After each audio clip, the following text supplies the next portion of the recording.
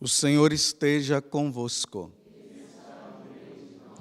Proclamação do Evangelho de Jesus Cristo, segundo Lucas.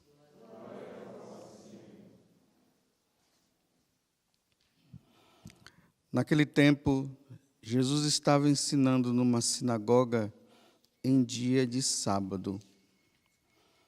Havia aí uma mulher que fazia 18 anos. Estava com um espírito que a tornava doente. Era encurvada e incapaz de se endireitar. Vendo-a, Jesus chamou-a e lhe disse: Mulher, estás livre da tua doença. Jesus pôs as mãos sobre ela e imediatamente a mulher se endireitou e começou a louvar a Deus. O chefe da sinagoga ficou furioso, porque Jesus tinha feito uma cura em dia de sábado. E tomando a palavra, começou a dizer à multidão: Existem 6 dias para trabalhar. Vinde, então, nesses dias, para serdes curados, não em dia de sábado. O Senhor lhe respondeu: Hipócritas, cada um de vós não solta do curral o boi ou o jumento para dar-lhes de beber, mesmo que seja dia de sábado? Esta filha de Abraão, que Satanás amarrou durante 18 anos, não deveria ser libertada dessa prisão em dia de sábado? Esta resposta envergonhou todos os inimigos de Jesus. E a multidão inteira se alegrava com as maravilhas que ele fazia. Palavra da salvação.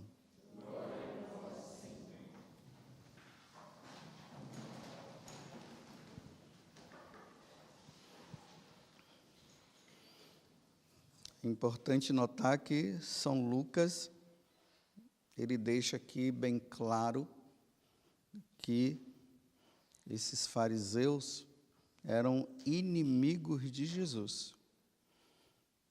E com essa cura, essa libertação que ele fez nessa mulher, causou ainda mais excitação para que eles pudessem ficar mais enfurecidos por causa da resposta que ele acabou dando. Uma mulher encurvada há 18 anos, Jesus atribui essa forma em que ela estava como uma opressão demoníaca. Tanto que ele diz: vocês acham que eu ia deixar Satanás ainda ficar oprimindo essa mulher durante 18 anos?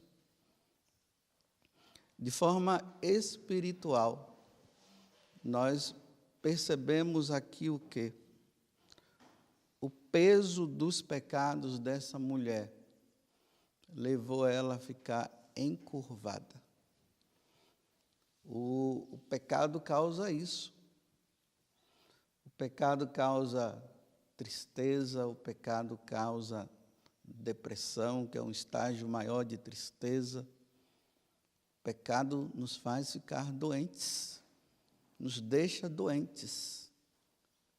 E se nós não pedirmos a Deus a graça de sairmos desta vida de pecado, essa doença vai nos atormentar durante toda a nossa vida.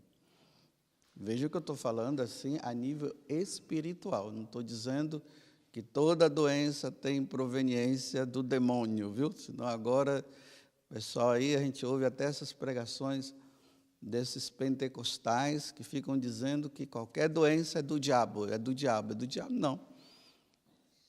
A doença é uma situação que nós entramos depois que o pecado entrou no mundo. Então, a doença, entre aspas, é algo natural, que não deveria ser. No paraíso, ninguém ficava doente. E nem no céu, ninguém vai ficar doente. Mas, graças a Deus, né, temos os médicos aí que nos ajudam, com toda a ciência que é feita, que nos ajudam a sairmos deste grau também de enfermidade. Mas voltemos ao que eu estava falando, o pecado. O pecado deixou aquela mulher encurvada. Por isso eu queria voltar para a primeira leitura que nós temos visto durante esses dias, que é da carta aos Romanos. São Paulo está dizendo que aqueles que vivem segundo a carne, ou seja, aqueles que vivem no pecado, não agradam a Deus, não podem agradar a Deus. Aí ele fala que nós vivemos segundo o Espírito que nós recebemos. São Paulo aqui está fazendo uma alusão ao batismo. Então, quando São Paulo está pregando para os romanos, vamos lembrar, né, que eu já falei aqui, a vida que os romanos viviam, a degradação, os pecados da carne que eles viviam, a forma como eles agiam, cada um, eles tinham os deuses para cada situação, o deus Eros, o deus do prazer, e aí por diante, Baco, o deus da bebida, e aí eles se lambuzavam dessa forma. Aí agora eles se convertem ao cristianismo e são batizados. Aí agora São Paulo está dizendo: os que vivem segundo o Espírito não podem viver segundo a carne. Irmãos, nós não temos uma dívida com a carne para vivermos segundo a carne. Pois, se viverdes segundo a carne, morrereis. Quem vive segundo a carne, essa morte que ele está falando é aquela segunda morte que fala no livro do Apocalipse. Porque a primeira morte, todos nós iremos ter que passar. Mas a segunda morte, que na verdade não é nenhuma morte, mas é como se vivesses segundo mortos lá no inferno. Então ele está dizendo, se você vive segundo a carne, vocês vão morrer. E aqui ele fala um outro detalhe. Porque nós, que recebemos o Espírito, isso foi no batismo, nós somos filhos de Deus. Nós somos filhos adotivos, porque nós nos tornamos filhos adotivos no dia que nós fomos batizados. No dia que nós, antes do batismo, nós éramos criaturas, nós fomos criados por Deus, mas na hora que fomos batizados, nós nos tornamos filhos adotivos por meio de Jesus Cristo, por meio da morte de Jesus na cruz. Então, hoje nós podemos dizer, falar como Jesus fala, Abba, Pai, porque Jesus é filho. Jesus, sim, é o primogênito, mas nós somos filhos adotivos. Então, uma vez que nós nos tornamos filhos de Deus por meio do batismo, e nós temos a Deus como Pai, aí São Paulo está dizendo que nós somos herdeiros da vida eterna com Ele. Mas para que nós possamos herdar a vida eterna com Ele, nós precisamos viver como filhos de Deus e não como filhos do diabo. E viver como filho do diabo é se lambuzar no pecado. E a recompensa, o salário disso aqui é a morte, como São Paulo vai dizer. Então, no sábado, essa leitura, né, que deu início a essa leitura no capítulo 8 da carta aos Romanos, São Paulo dizia assim: os que vivem segundo a carne não podem agradar a Deus. Olha bem, nós que fomos batizados, nós que somos católicos, nós precisamos agradar a Deus. E a forma de nós agradarmos a Deus é não darmos razão para o pecado fazer parte da nossa vida. Vós não viveis segundo a carne, mas segundo o Espírito, se realmente o Espírito de Deus mora em vós. Se você quer ver se realmente o Espírito de Deus que nós recebemos no batismo e que habitou em nós, se nós queremos ver, é só ver o nosso comportamento. Como é que nós vivemos? Os que vivem segundo a carne aspiram pelas coisas da carne, e os que vivem segundo o Espírito aspiram pelas coisas do Espírito. Muitas vezes nós, padres, nós nos deparamos com pessoas que elas são batizadas, mas que elas não querem sair dessa vida carnal. Não querem. E ainda mais quando existe essa tal possibilidade, que é uma possibilidade que o demônio infiltrou e colocou na mente de muitas pessoas, de dizer que todo mundo está salvo. Todo mundo vai se salvar. Todo mundo irá para o céu um dia. Então, uma vez que todo mundo vai para o céu, vocês estão acostumados a ouvir eu falar isso, eu vou sempre falar, porque os tempos que nós vivemos, não dá para se esquecer isso, eu tenho que ficar falando sempre, porque há uma investida contrária de Satanás para nos enganar. Então, tem aqueles que são batizados, dizem ser católicos, e eles dizem que na vida que eles levam, que é uma vida errada, eles vão se salvar do mesmo jeito. Não, não vai se salvar. Só se salva quem leva uma vida santa. Só se salva quem abandonou verdadeiramente o pecado e não vive no pecado. Nós que estamos aqui nessa capelinha pequena, nós deveríamos ser aqueles que não caem em pecado mortal.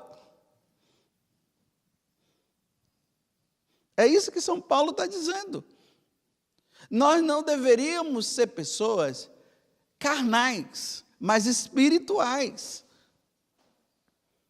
Só que nas igrejas, ali nas paróquias, nas dioceses, as pessoas elas vão até, tem aquelas pessoas que vão na missa dominical, e graças a Deus devem ir mesmo, tem outros que não só vão na missa dominical, mas elas vão na missa semanal. Elas praticam, elas fazem isso, mas elas vivem uma vida na carne. Elas se lambuzam no pecado como os pagãos vivem, como os pagãos fazem. É preciso ter uma diferença nossa entre o pagão e o cristão. Tem que ter a diferença. Mas, observem, parece que não há mais diferença. Está tudo igual. Nós que deveríamos cair apenas nesses pecados, como o povo diz, Padre, eu vim me confessar e vim falar os pecados do dia a dia. E quais são os pecados do dia a dia? Esse mau pensamento que a gente tem para com alguém que tira a paciência nossa, aquela filha lá que está cuidando do pai, que já está bem doente, né? E acaba tirando a paciência. Porque tira a paciência, né? Tem uns velhinhos aí que tiram a paciência, estão doentinhos, mas tira a paciência. Mas não é que a pessoa queira Tira, não tem jeito. Esses pecadinhos do dia a dia. Que não deveria existir, mas faz parte, infelizmente, da fraqueza humana. Mas nós cairmos em pecado mortais, roubo, os pecados contra a castidade, nós, lá no 4º mandamento, falta de respeito para com seus pais, falta de respeito. Nós sermos a favor do aborto, da ideologia de gênero, nós sermos a favor.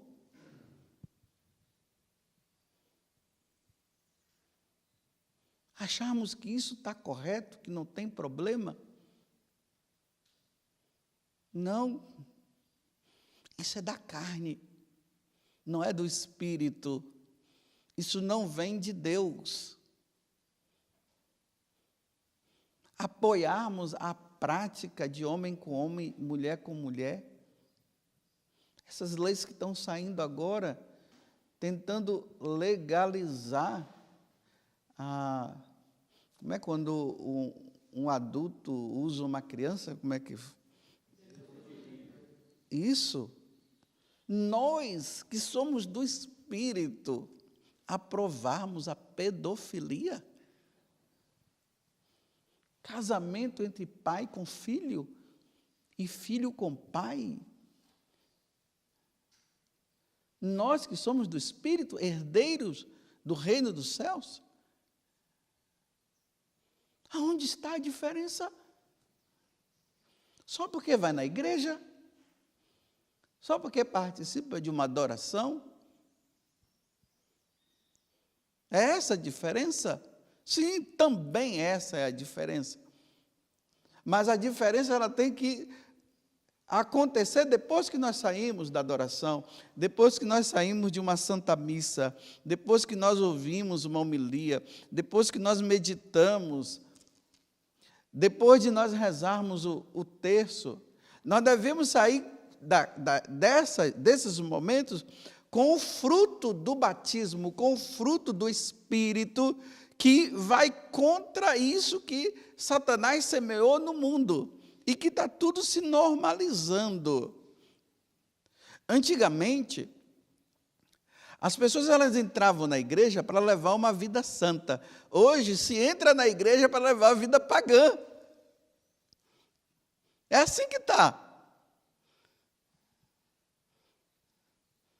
Os apoiadores da carne, e está tudo bem, está tudo maravilhoso. O importante é que Deus é bom e Deus é misericordioso, mas Deus é bom e Deus é misericordioso, mas nós não criamos vergonha na cara. Como é que um batizado, um que vive no Espírito, que faz, que reza e faz tudo, e apoia o tal casamento de segunda união, que não é casamento, na verdade, né? Mas fala casamento de segunda união, mas não é casamento. Casamento é um só. Como é que apoia?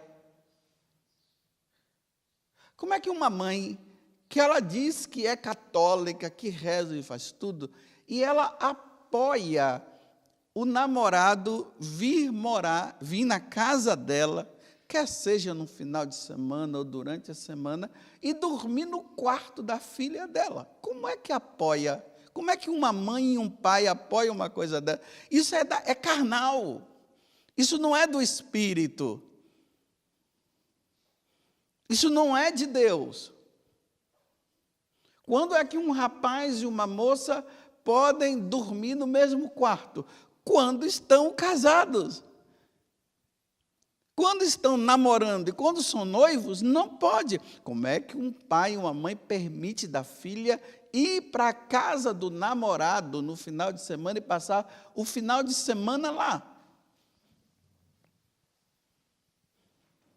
É colocar a filha na mão do bandido. É entregar a filha. Ah, sabe por quê, padre? É que eu não quero que minha filha vá no motel. Mas você já fez da sua casa um motel. Então a sua casa é um motel. Como apoiamos? Não dá, meus irmãos, como São Paulo está dizendo, agradar a Deus levando uma vida mundana. A única forma de agradar a Deus é tirar esse mundo. Tira o mundo de dentro de nós. E coloca Deus dentro de nós. E lutemos contra a carne. Mas não vamos aos dissabores da carne. Não vamos ao encontro da carne.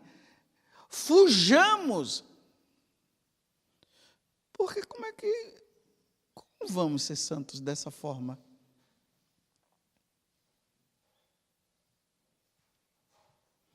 Eu sempre falo para as pessoas, e isso eu estou incluído também. Eu disse, até quando? Até quando? Você quer ir para o céu? A pessoa diz assim, quero, padre. Assim? Com essa prática? Sim, mas eu quero ir para o céu. Não vai, nessa prática não vai. Quando você vai abandonar essa prática? Você tem a capacidade de entender que você está fazendo uma preparação para ir para o inferno, em vez de fazer uma preparação de ir para o céu. A nossa vida, meus irmãos, aqui na terra é uma preparação para o céu, não é para o inferno é para Satanás. É ele que tem que estar lá. Por um desígnio de Deus, ele continua aí agindo, mas o lugar dele é no inferno. Aí a nossa preparação é para o céu. Padre, mas eu sou muito fraco. Eu também sou, todos nós somos. Mas vai lutar quando? É preciso lutar. Não nos preparemos para o inferno.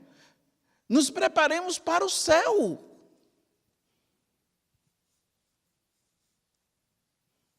Mas termino. Mas com essa palavrinha de Satanás, que entrou na igreja, que todo mundo está salvo, que ninguém precisa se preocupar não, porque Deus é misericordioso, pode continuar nessa vida assim. Aí tem aqueles que orientam, meu filho, o importante é que você está sendo feliz. Você está sendo feliz? Tá, então continua fazendo isso, meu filho. O importante é ser feliz.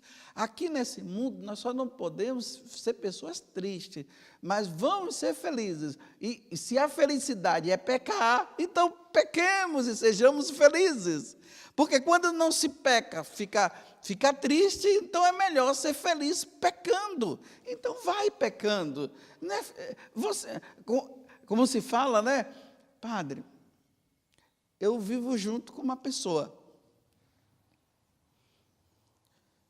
O que é que eu devo fazer? Minha filha, você é feliz?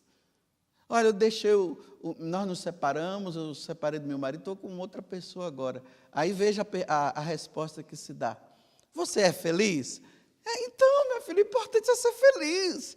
Seja feliz. Você já viu algum pecado que não causa, entre aspas, uma felicidade? Tem algum pecado que não cause felicidade? Até o cara que mata o outro, ele sente feliz porque matou o outro, se vingou. Mas que felicidade é essa? A felicidade carnal?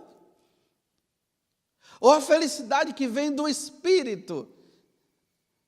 Existe felicidade maior do que essa? Venci o pecado. Não tem felicidade maior do que essa. A outra é engano. A outra é mentira. a outra não nos tornará herdeiros do reino dos céus. Louvado seja nosso Senhor Jesus Cristo e a nossa Mãe Maria Santíssima.